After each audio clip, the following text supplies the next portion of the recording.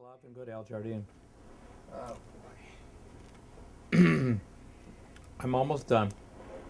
yeah, and what I will need eventually for myself, either on cassette or CD, I will need an audio to hear this, Yeah. so I can transcribe. Well, I'll make a DVD and then you just Yes, play okay. it. All right, so let's in finish your up on these computer. tracks. Okay. We've got some tracks. Your throat okay? Okay, Thank you, my friend. Okay. thank you. Continuing discussing California Feeling. You team with somebody named Rob Stevens for something called Always Leaving. Always Leaving with Ralph Stevens. Ralph Stevens is a friend of mine for many years. He's a great composer. He's also in the Deadwood band with Earl Brown that plays Dan Doherty on Deadwood Show. They also played the retarded brother in Something About Mary. Earl just produced his first movie with Chris Christopherson coming out soon. And Ralph has a song in that movie. I'm just giving you a little background on Ralph. It was a poem I wrote, and Ralph edited it and took me in the studio and spent hours and hours and got a singer to sing with us on it and created this beautiful track. And I'm just thrilled with it, and I love it, and it's a different mood. Always leaving. It's like wherever you are, we're here and we're leaving to go to the car. We're at the restaurant place, we have breakfast, and then we're leaving for our next appointment. Very seldom will we stop anywhere and stay and be still. So the combination between always leaving and being still, we're covering all the elements of life on this album. Subtle, but true. And that every moment can be described by this. And something we haven't discussed, and we'll do it now as opposed to later, but were you, and with the help of Alan Boyd and especially Mark Lynette, and you can paraphrase my question, were you drafting specific people in, envisioning them specifically to do songs, or did they make the suggestions? You know, we haven't quite discussed, we know the songs and who sang them, but I'm talking about the journey that led to that. So just talk to me a little bit about the mixing and the matching aspect of the collaboration.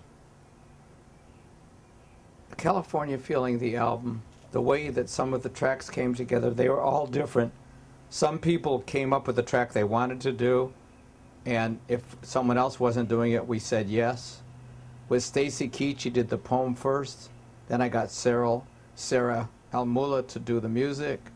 Mark and I put it together with the poem with Rob Bonfiglio, Carney's husband. They were both done separately. We matched them together. John Tiven did this song with me, mixed it, produced it, sent it back. Mark mixed it.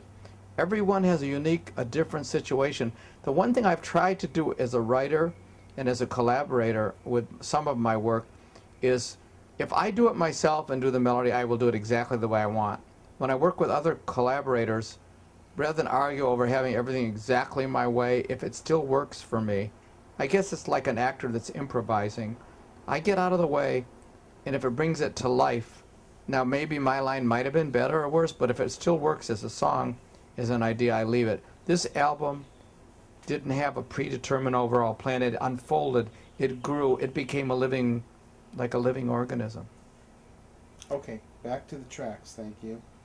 I want to ask you about another thing with Glenn Richardson and Stephen Wrigley called A Friend Like You. A Friend Like You, Glenn Richardson, Steve Wrigley.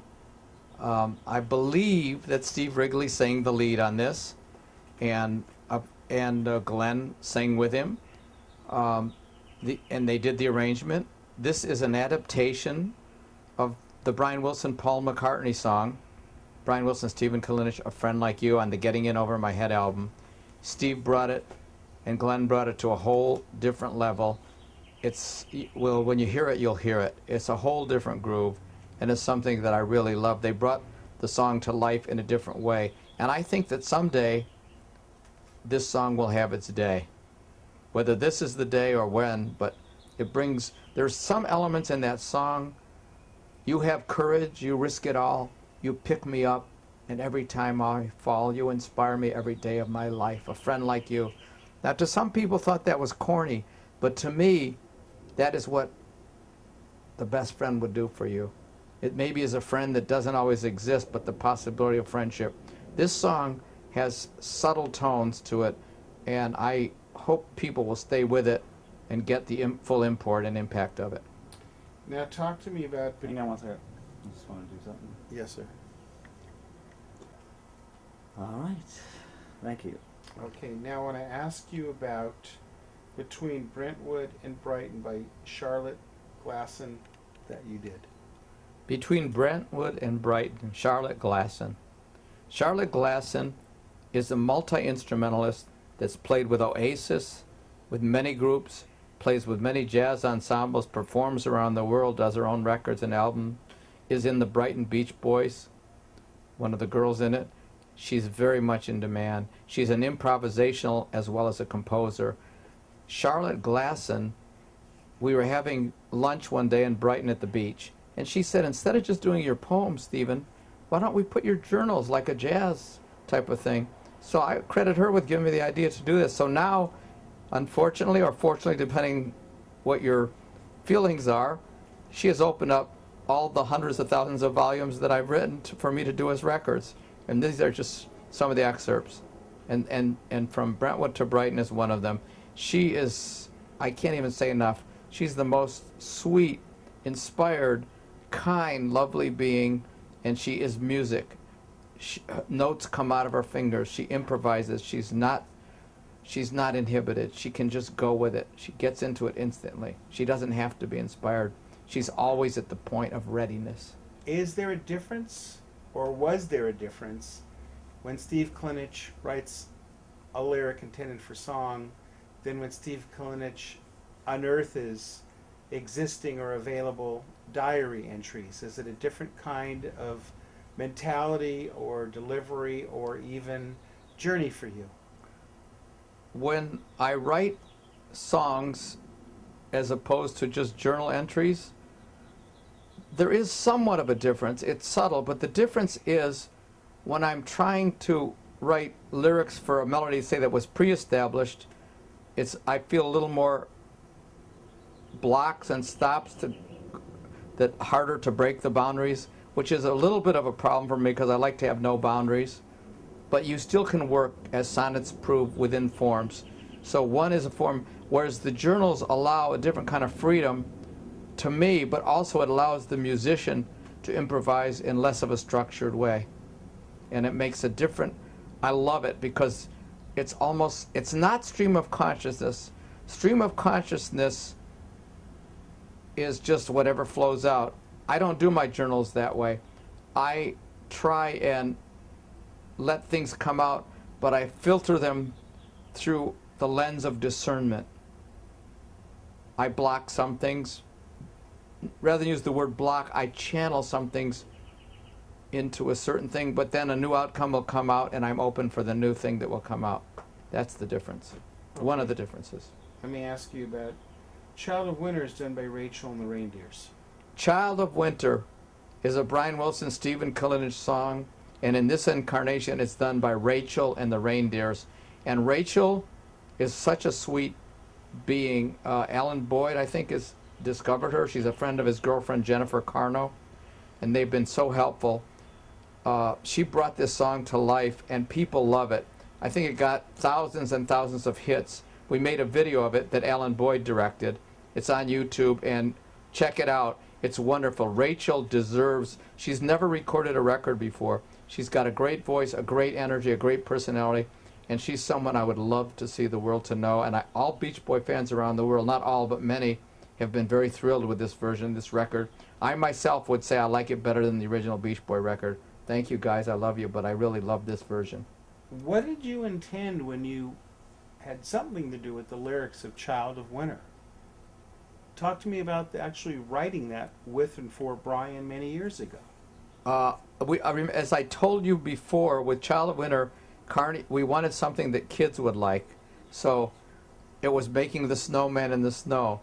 Child of Winter, Child of the Snow, making a snowball that someone will throw, two charcoal for ice. All those things as a child that you might envision of making a snowman and doing things. And then Brian said, let's combine it with Here Comes Santa Claus. So it's the laughter, the lightness, the fun, and the narration part where Christmas comes and snow covers all. The trees are decorated with Mama's in the kitchen.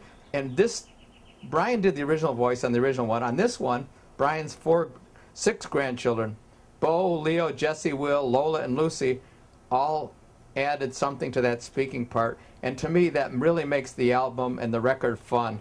The life of these wonderful kids. It's what the song is intended, and it's a happy and it's an upbeat and a joyous tune.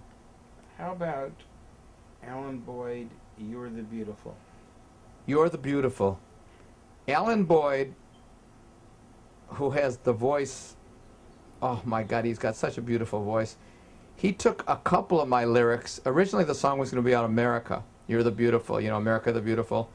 And then somehow it became about a woman and about America. And now it's about, I guess, anything that you love or anyone that you love, or your beautiful passion. But it's a love song. You're the Beautiful.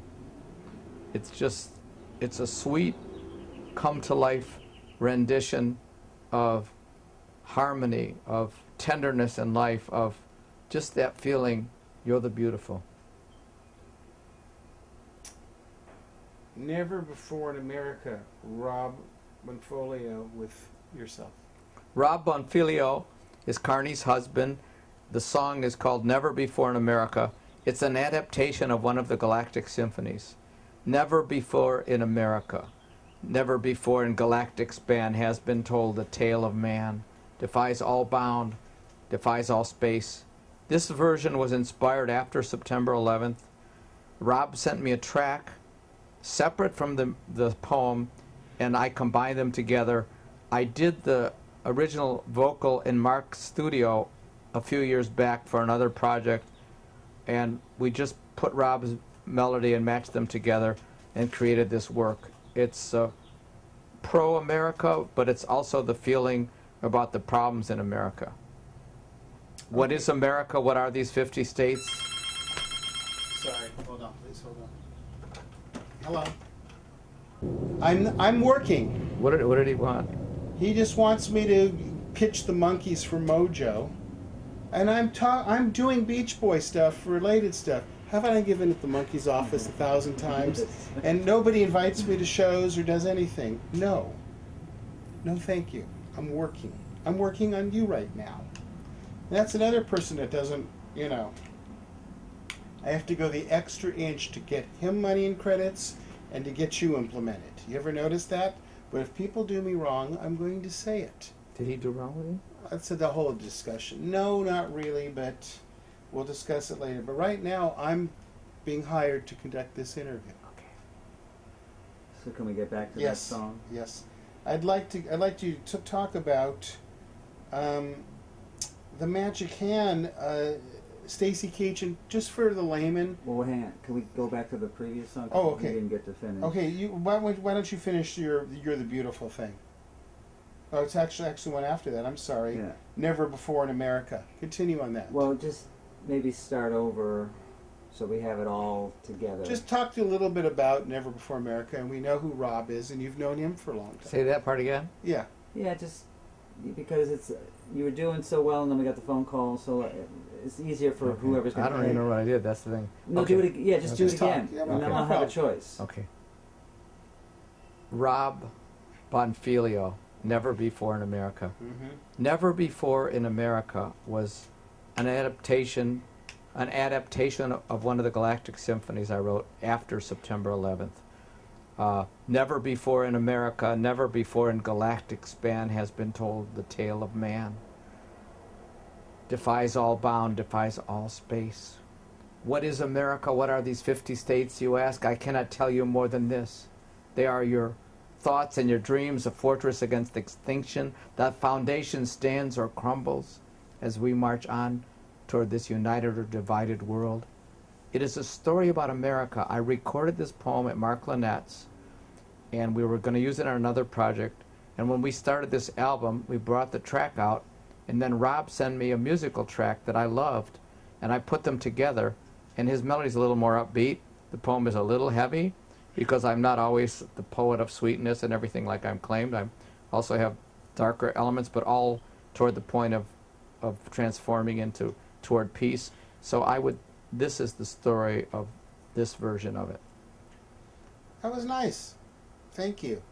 Okay, can I ask about the magic hand and explain that to me at length? Stacy Keach started recording some of my poems. I'm sorry. I think you need to tell people who he is too. Okay. The actor, Stacy Keach, who last season was playing a part on 2.5 Men and played the father on a series on FX.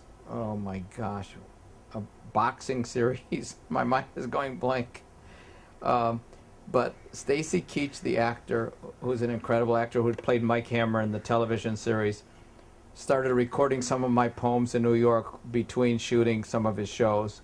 And one of the ones he did was The Magic Hand, which is another one from the Galactic, which has also been on Brian Wilson album and other albums, the Galactics in Europe. But he did his own version. He did it without any music. He sent it to me, and I loved it. And he did a few other ones, but on this album, that's the one we used.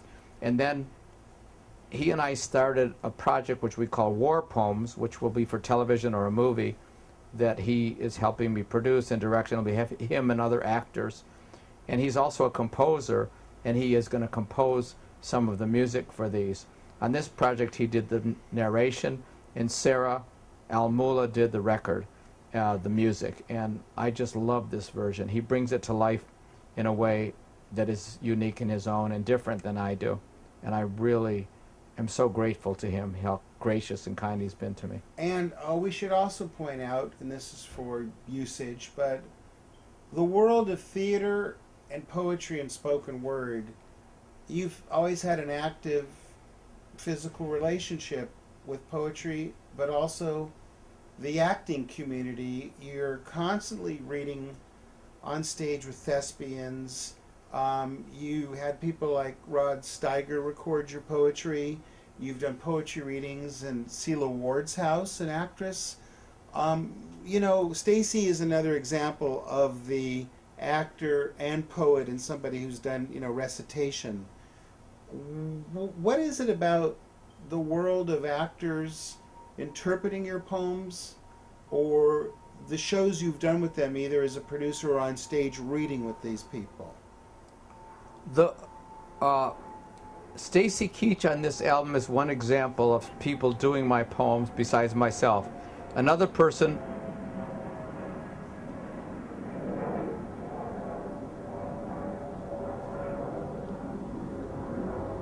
other people who I've done readings with, not always with my poems, but theirs too, are Bill Duke, director, actor, Michael C. Ford, that does a lot of things with The Doors. I've done a play, Waiting for Jack, with John Densmore of The Doors, among other people. And Alec Baldwin did my poem on the Al Jardine album, Postcard from California, about California. Did a beautiful job. I'm talking, Shirley MacLaine has heard me read, and she may be doing a poem, and there are many other actors. And I think that the link, and I read with, I've read for Susan Hayden's group, and Eve Brandstein, you'll find out. And all these poetry groups is that there is a community of poets in Los Angeles, S.A. Griffith, many people that Harvey has been involved with also. And I think there's a place for poetry. L.A. seems to be opening up to it. I myself must say that I prefer opening for a rock group than for the poetry clubs. I like them. I prefer opening for music. I prefer performing on stage with that live audience participation with music behind me where I can get into it like a lead singer. This is my preference. I sail, I soar, I come to life when I get on that stage and love to do it. Okay, do you also think there's some theory about Bill Duke, or especially Stacy Keach, as evidenced by his recitation on this record, that these actors spend so much time reading script and words from screenwriters that this is a little different scene for them? I would say that I will speak about Stacy being an actor, a person that loves thoughts and language and ideas, that when he gets a chance to do something different, like a poem that is moving to him, he pours his talent, his heart, and life into it, and almost becomes the poem. And it's not acting, it's speaking, and especially if the ideas resonate with him. I think Alec Baldwin did the same. And there's something that brings another dimension of life to an actor than when they recite. I think it's different than just playing a part. Okay, let me ask you about I Feel Good by Dean Conover. I seem to remember him, he was in a group called The Trees. I Feel God, Dane Conover and Missy Conover. Right. Pop gems. Yes, Dane is an amazing talent. Again, I met through Alan Boyd. Eric. Hold on, can we just start from the top, please, on that one? Can I ask you about I Feel God by Dane Conover? I feel... We have a few more to go, and then we're gonna... We got plenty, believe me. Okay. I Feel God by Dane Conover. Alan Boyd introduced me to Dane and Missy Conover, Melissa Conover, and we started doing songs together. We did 4 or 5. One of my favorite was I Feel God. Dane is an incredible singer, an incredible songwriter, and plays an incredible piano. And he took my short poems and started putting melodies to them. And this is one of them. And there is also a video, I think, on YouTube of it, I Feel God. And instead of believing in God, my idea was I feel God. I feel God. I live God. I feel love. I live love. Not believing. Believing is one thing. But I believe is weaker than I feel. But also, the next step would be I act. I live God. I live love. I live grace. So Dane's voice brought to life this thought. And through that lingering piano solo in the song, I feel God. When the wind comes, when the rain falls, I'm not doing the lyrics exactly, but I feel God. When I see a child as I walk across the street, when I'm sitting here listening to you, listening to the communication, hearing the stillness, even the planes going by, trying to disrupt the sound, there is a peace, and it's a feeling. And without feelings and without emotions, just to live a rote existence is meaningless. The poet wants life to be alive, to be vital, to be brilliant, to be colorful. And that's what I want to do as much as I can, and then get out of the way and let grace take over. Charlotte did another journal reading of yours. This is another great one of her ideas of the Journal of the Jazz. There's many more to... Sorry, you have to mention her name. Charlotte Glasson did this jazz piece, instrumental. Again, her suggestion that we recorded in Brighton. We did 10 or 12 of them. More are coming out all the time.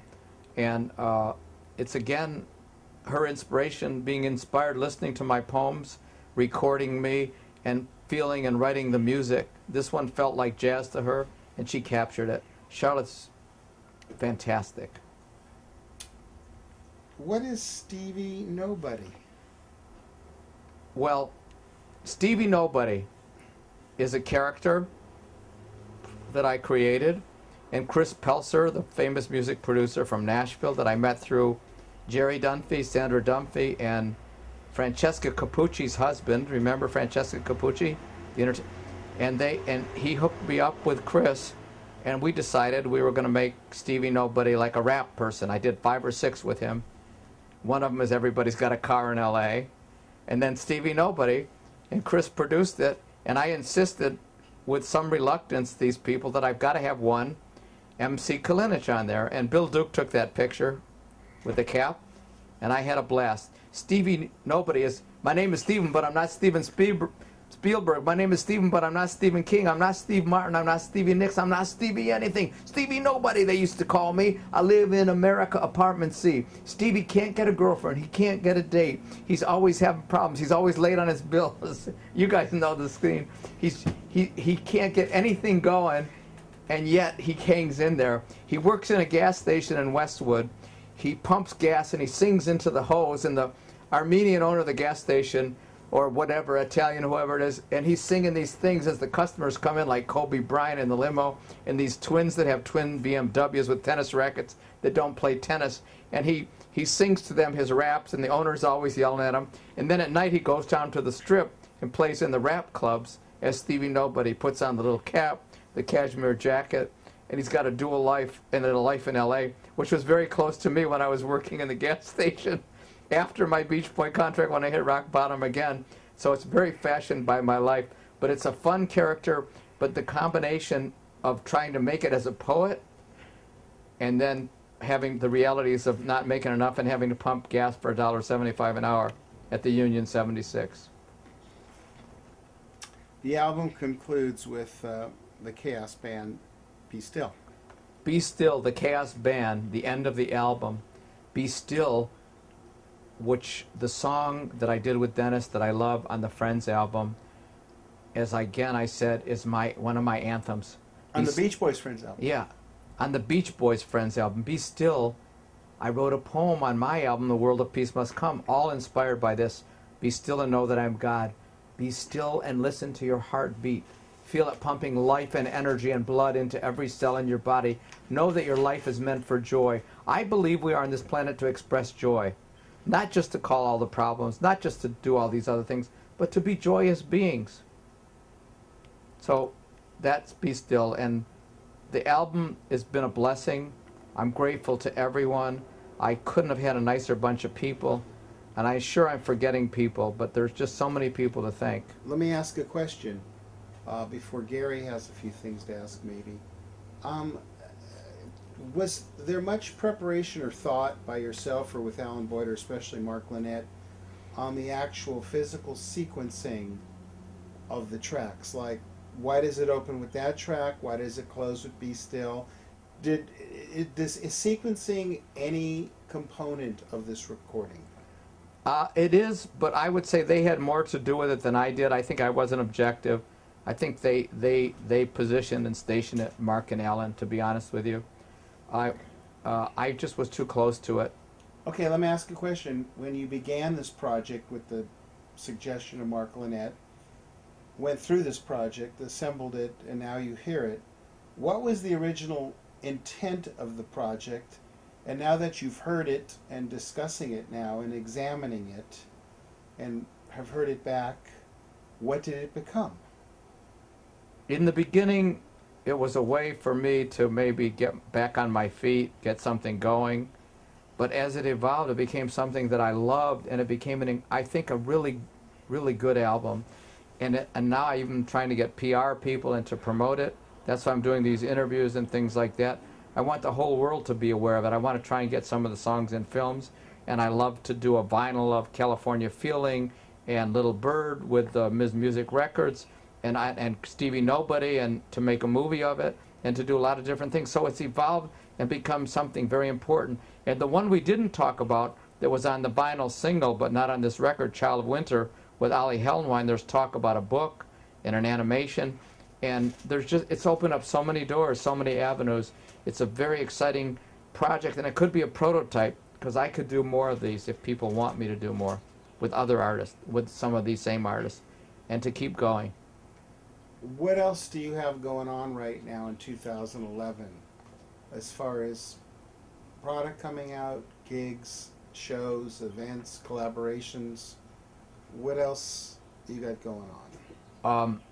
I'm always working on projects. Ralph Stevens and I, who did Always Leaving, are working on an album together.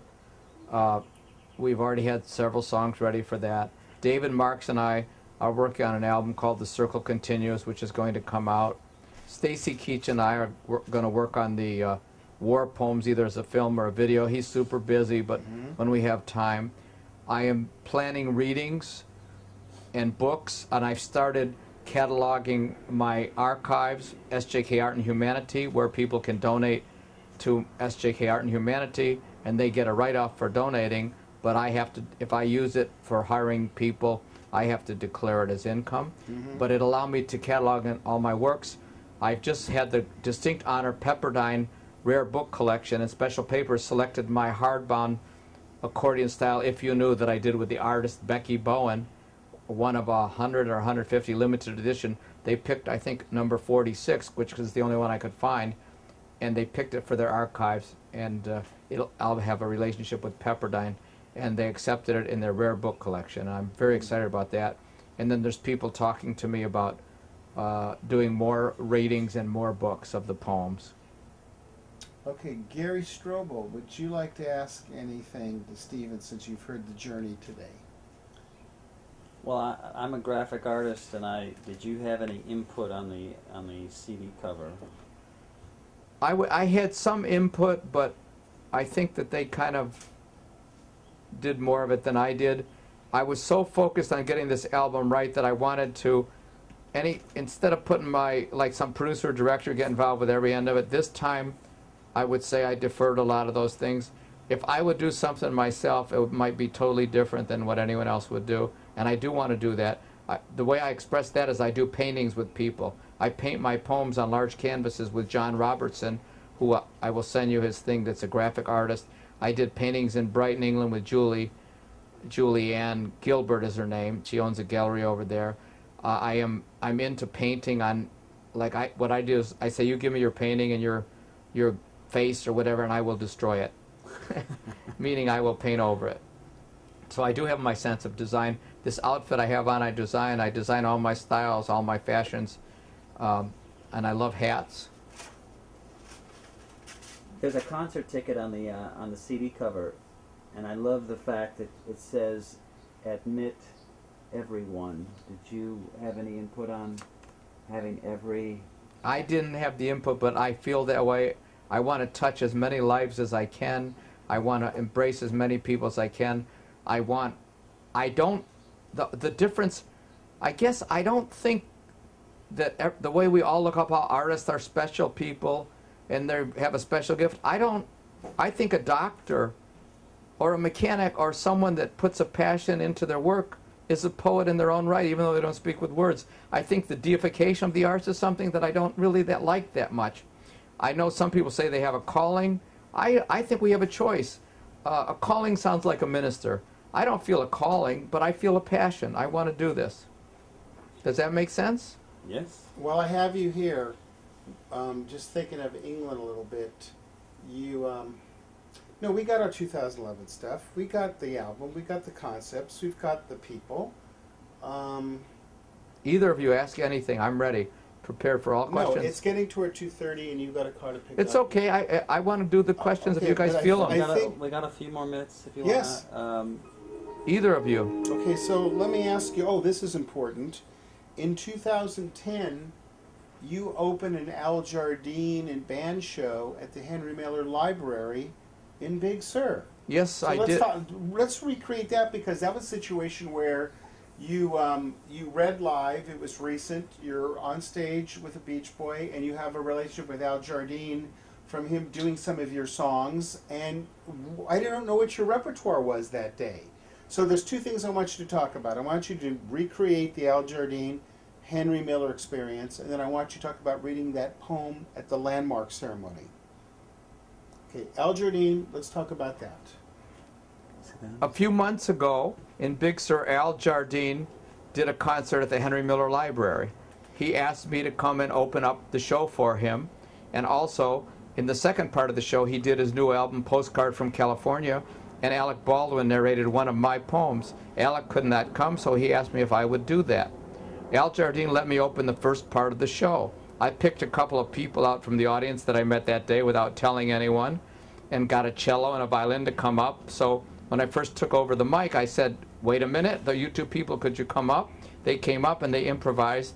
I did a poem on the ocean. I did a poem on Deachins, where I stayed in Big Sur. I did one of the Galactic Symphonies, and I opened the show with those and the improvised players, and Al said it was extremely well received. Then during his show, I performed the Alec Baldwin piece, and Scott wrote a melody for that, and he played along as I recited. Al also recorded California Feeling on my... Who's Scott? Scott Bennett? You'll have to look Not up. a problem. Okay, Scott's last name, I think Okay. it's Slaughter, but I'm not... Oh, Scott Matthews. No, you'll see on the albums. okay. Anyway, can that part be edited? Okay, and then before I jump to the landmark, the next night at the Hearst Castle, Al Jardine brought me along with him, and I opened up and did one of the Galactic Symphonies and Dewey Bunnell from America was there, who had never seen me before, who videoed the whole thing, and his wife Penny, and they said, wow, we never knew exactly what you did, but they really loved it, and I loved Dewey. And Billy Henchy was there, and it was a great night. Also, I did the landmark when they dedicated the Beach Boy plaque in Hawthorne. Brian or somebody asked me to do a poem, and I did a short poem called The Days of Life, which I've done before. Basically, how could I celebrate the Beach Boys' contribution to sound and music, which I think is vast and great. I'm not talking about personal lives, I'm talking about the music. And I picked one, The Days of Life, so quickly pass, through muted time and endless space, through gentle joy and bitter pain, silently they slip away. Each step we walk, each breath we take, we can live love, we can bring peace, we can be kind. The little things we do each day to help someone, like drying tears with hands of love, can mean so much, can heal a wound, can save a life. So each night before we go to sleep, think of the feelings we can share, the lives we can touch with hope, the words of tenderness that we can speak to one in need. Think of the good that we can do through the days of life, the words of tenderness that we can speak to one in need. I would say the Beach Boys' music, Good Vibrations, God Only Knows, In My Room, many of Brian's melodies and all their vocal arrangements has brought a lot of good into the world. I'm not here to talk about any personal lives, but the overall impact of music is a very positive influence on the planet, and I think that that's what I'm grateful for, to be a tiny little part of anything to do with that. And God bless them on their anniversary, and may they all have peace and get along and do well together. Okay. Hallelujah. Did you get a few good things there? Yes, we did. I think we got 2 hours of stuff, my friend. Oh my God. Oh, I gotta use the bathroom. You guys are great, right, Harvey? I agree. Okay. All right, Thank you. I'm ready. Okay, so listen, there is a bit of a guiding force behind the release of California Feeling. A person named Carol, who owns a record store as well as the record label that has released and issued and is distributing California Feeling. So talk to me about her in this equation. Carol, the owner of Miss Music Records, has been an inspiration to me and a supportive force, not only financially, but spiritually and emotionally. She has encouraged me at every level to go forward with this record, and she's made it possible for me to produce this beautiful CD with the booklet, and she also has pledged future support for me and for the people that I'm involved with, for filming, for helping me in many areas. She's someone that I can talk to about every level of the recording process, and that I can bring up my situations to her and ask for assistance. Carol, without Carol there would be no record. Without Mark and without Carol and without Mark going to Carol, but Carol was the fuel to set the engine in motion. And I'm eternally grateful to her for this project. I can't thank you enough. She always comes up with new ideas. She gets excited. She's enthusiastic. She doesn't say, we can't do it. She would do everything. In fact, sometime probably she and I together will think of everything, and then maybe Mark will come in and say, well, maybe you should do one at a time instead of 100 things at once. She never stops my creativity or diminishes my capacity as an artist. She seems to accept my imperfections and flaws without judging me, and I'm grateful for Carol. Very grateful. And by the way, one other thing, you've had experiences with record labels before. You've had the frustrations of people like Mary Wilson of the Supremes recording one of your songs but never really commercially released. You met record labels long before punk rock or alternative music was even released in the mainstream. So you've had a relationship with the music business close to 5 decades now. Her and her label are a little bit different than the kind of record business you originally entered. Would you agree? I do agree. Carol's label, for an artist like me, that I guess I'm I think maybe some people say I'm a fringe artist, or I'm maybe not the most commercial artist to some people. She loves the material. She makes it possible for artists like myself that probably wouldn't get a chance, that wouldn't get a chance to do a beautiful record like this, to do something. She makes it possible. And thank God she is the kind of person that the record business started on, people that love music, that love records, that love to inspire and encourage other people. And she doesn't just think of a bottom line money. She thinks of great product and inspiring people and doing good. And I really believe that's true. And can you just mention, because I haven't been there, she also is the proprietor of a record store. Carol also owns Foothill Records on Foothill Boulevard, or Foothill Music Store, Foothill Records. Carol, just forgive me if I got this wrong, but Foothill, I want to say Foothill Records. And she has the greatest shop, the greatest collection. I bought Grateful Dead records there, albums, CDs, singles, very nicely packaged. She has a great collection.